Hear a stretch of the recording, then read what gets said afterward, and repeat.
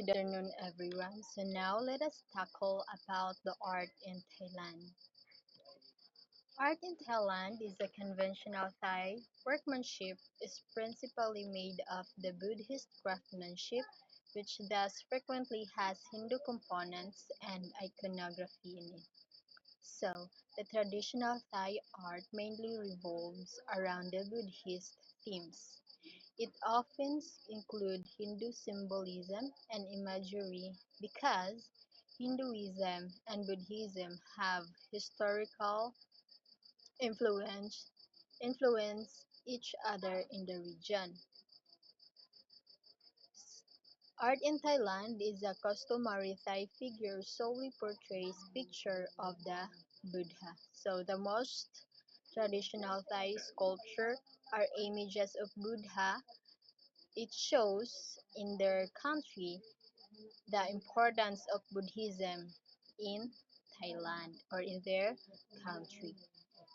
So art in Thailand is antique Thai Khmer and Burmese sanctuaries are frequently enriched with nagas means snake and nats means spirit. So ancient Thai, Khmer and Burmese are temples are often decorated with statues or carving of nagas means nagas is a serpent-like structure or creature in the Thailand, and nats means spirit because people in Thailand believe that these nats or spirits believe to protect their places and people in their country. So there are two notable art in Thailand, which is Kinari. Kinara a paradigmatic lover, a celestial musician, a part human, part horse, and a part bird. So this is one of the notable art in Thailand, the part human, part horse, and part bird. So it is like a Buddha.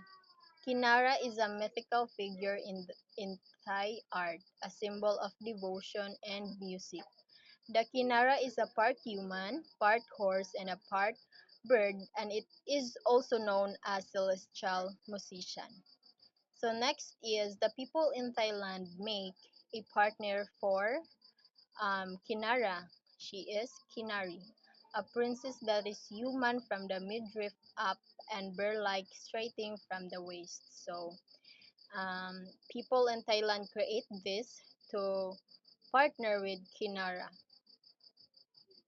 Kinari is the similar mythical figure often depicted as a beautiful princess. She is a human from waist up and bird-like from the waist down. So this too is the notable painting of Thailand. That's all for my report. Thank you everyone.